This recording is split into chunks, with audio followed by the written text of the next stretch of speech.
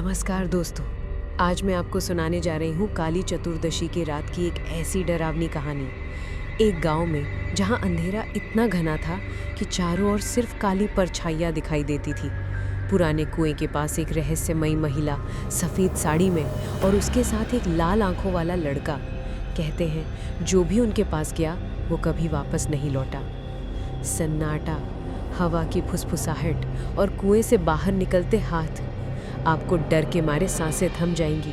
Video अंत तक देखिए क्योंकि ये कहानी आपको हिला कर रख देगी। अंधेरा इतना गहन था कि आंखें भी फैलाकर देखने पर चारों ओर सिर्फ कालिमा ही दिखाई देती थी। खामोशी को सिर्फ कभी कभार हवा की धीमी सरसराहट तोड़ती थी, जो इस सुनसान और भयावह माहौल में और गहराई भर रही थी। ऐसी डरावनी रातों में कभी कभी कुत्तों की भौंकती आवाज़ें भी सुनाई देती थी, लेकिन उस रात कुछ असाधारण था। एक अजीब सी सिहरन हर ओर फैल रही थी। गांव के छोर पर जहां सड़क खत्म होती थी, एक पुराना और वीरान घर खड़ा था। गांव वाले कहते थे कि रात के समय वहां कुछ अनहोनी होती रहती है। सफ़ेद साड़ी में लिपटी, चेहरा घने काले बालों से ढका और कदम पीछे की ओर मुड़कर चलने वाला एक रहस्यमयी आकृति अक्सर दिखाई देती थी। कई लोगों ने कहा कि आधी रात को वो धीरे धीरे गली में घूमती हुई दिखाई दी, और वो हमेशा उसी रात आती थी जब आसमान में चांद नहीं होता था और गांव पूरी तरह अंधेरे में डूबा रहता था।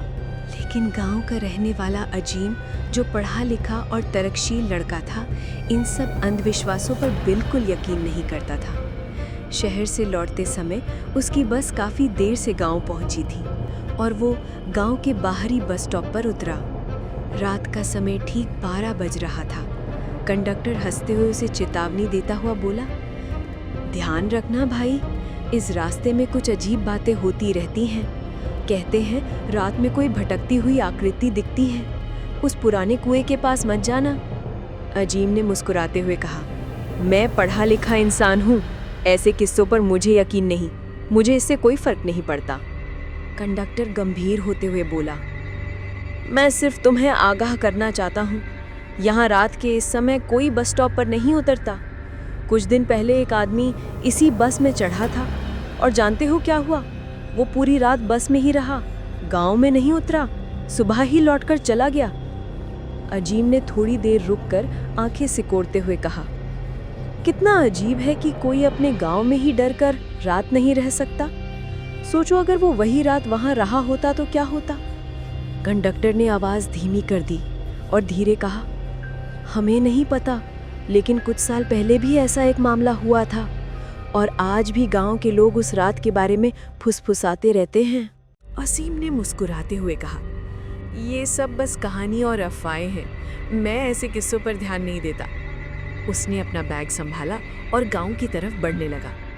चारों ओर इतना सन्नाटा था कि उसके कदमों की हर आवाज़ साफ सुनाई दे रही थी। गांव पहुंचने का सबसे छोटा रास्ता वही था।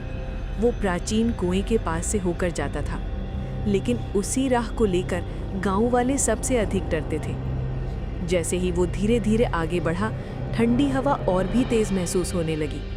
पेड़ों की शाखाएं मानो बिना किसी हवा के ही हिल रही थी। अचानक उसकी नज़र कुएं के पास कुछ सफ़ेद रंग की हल्की छाया पर पड़ी। अजीम ठिठक गया और आंखें झपकाते हुए ध्यान से देखने लगा। तभी एक हल्की फुसफुसाहट कानों में गूंजी, पानी दो। उसके शरीर में झंझनाहट फैल गई। अजीम ने सोचा शायद कोई महिला होगी जिसे सच में प्यास लगी हो, लेकिन जैसे ही वो कदम और पास बढ़ाने लगा, उसका दिल अचानक तेजी से धड़कना बंद सा हो गया और एक अजीब सा डर उसकी रूह में समा गया। वहाँ एक रहस्यमयी महिला खड़ी थी, सफ़ेद साड़ी पहने, जिस पर अजीब लाल धब्बे थे। उसका चेहरा लंबे सफ़ेद बालों में छुपा हुआ था और पैरों की चाल असामान्य थी। अजीम का दिमाग जैसे थम सा गया। उसे कंडक्टर की चेतावनी याद आई, वही जो कुएं के पास रात में दिखती है। महिला धीरे धीरे अपना सिर उसकी ओर मोड़ने लगी। बालों के बीच से झांकती दो आंखें लाल और चमकती, जैसे अंगारों की लपटें। तुम यहाँ क्यों आए हो? उसकी आवाज़ फुसफुसाते हुए भी सन्नाटे में गूंज रही थी। अजीम पीछे हटना चाहता था, लेकिन उसके कदम मानो ज़मीन में फंस गए हों। और फिर उसने देखा, महिला के पीछे कुएं की गहरी कालिमा से कई हाथ बाहर निकल रहे थे, मानो किसी को खींचकर अंदर लेना चाह रहे हों। अजीम का गला सूख गया। वो दौड़ने की कोशिश करने लगा, लेकिन पैर जैसे किसी अदृश्य जाल में फंस गए हों। कुएं से बाहर निकलते हाथ और भी लंबे होते जा रहे थे, और महिला की आवाज़ फिर गूंजी, अब तुम भी यहीं रहोगे, सदा के लिए। अचानक उसके पैरों में एक अजीब ठंडक दौड़ी। उसने देखा, एक धसी हुई हड्डियों जैसी सफ़ेद हथेली उसके टखने को कसकर पकड़ चुकी थी। अजीम घबराकर चिल्लाया, किसी की मदद चाहिए, कोई है क्या?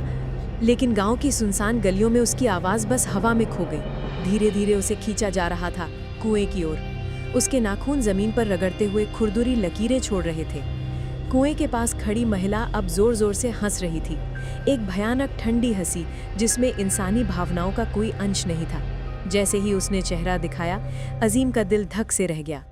उसका चेहरा इंसानी नहीं था, बल्कि जलती हुई त्वचा और गहरी काली आंखों वाला डरावना रूप। अंतिम प्रयास में अजीम ने पूरी ताकत लगाई और पैर फ्री करने की कोशिश की। वो ज़मीन पर गिरा और दौड़ने लगा, लेकिन पीछे से गूंजती आवाज़ ने उसे रोंगटे खड़े कर दिए। तुम भाग सकते हो, लेकिन अगली अमावस की रात मैं तुम्हें ढूंढ लूंगी। अजीम आखिरकार गांव पहुंचकर घर के दरवाजे तक दौड़ा, अंदर घुसा और ज़मीन पर गिर पड़ा। उसकी सांसें तेज थीं, दिल धड़क रहा था, लेकिन वो जीवित था। सुबह जब अजीम ने गांव वालों को रात की घटना सुनानी चाहिए, तो पूरे चौपाल में एकदम सन्नाटा छा गया। एक बूढ़ा आदमी कांपती आवाज में बोला, बच तो गया है बेटा, मगर जिसने उसे देखा उसकी छाया से कभी बच नहीं पाता। उस रात के बाद अजीम ने कसम खा ली थी कि अंधेरा होते ही वो कभी घर से बाहर नहीं निकलेगा। दिन बीतते गए, लेकिन उसका डर कम होने की बजाय और गहराता गया। गांव के लोग उसे अजीब निगाहों से देखने लगे। कोई फुसफुसाता कि वो उसकी नज़र में आ चुका है। और फिर वही रात आ पहुंची, नवचंद्र की रात। पूरा गांव जैसे किसी अनजाने डर में जकड़ा हुआ था। ना कोई दिया, ना कोई बाहर, हर घर बंद। मगर अजीम के कमरे में अचानक ठंडी हवा चलने लगी, जबकि खिड़कियां दरवाजे सब बंद थे। हवा धीरे धीरे फुसफुसाने लगी, आजा उस जगह, मैं तेरा इंतजार कर रही हूँ। अजीम ने कान बंद कर लिए, पर आवाज़ और तेज होती गई। उसका शरीर खुद ब खुद दरवाजे की ओर बढ़ने लगा, जैसे कोई अदृश्य डोर उसे खींच रही हो। रात के ठीक 12 बजे वो उसी पुराने कुएं के सामने खड़ा था। चारों तरफ सन्नाटा और ऊपर आसमान में काली राख जैसी परछाइयां घूम रही थी। अचानक कुएं से एक परछाई बाहर निकली, धुंधली, सफेद चादर ओढ़े, लाल दागों से सनी और चेहरा बालों में डूबा हुआ। मगर इस बार वो अकेली नहीं थी। कुएं की गहराई से दर्जनों काले सड़े हुए हाथ बाहर निकल आए और हर हाथ की उंगलियों पर लाल अंगारों जैसी चमक। उसकी आवाज गूंजी, इस बार तू नहीं बच सकेगा, आज की रात तू मेरा है। अजीम चीखना चाहता था, लेकिन गले से एक भी आवाज नहीं निकल पाई। वो महिला धीरे धीरे उसकी ओर बढ़ रही थी और कुएं की गहराई जैसे जीवित हो उठी हो। अदृश्य हाथ और आकृतियां ऊपर उभर रही थी। अगली सुबह गांव वाले कुएं के पास पहुंचे। सिर्फ खून के निशान बचे थे। अजीम का कोई पता नहीं था।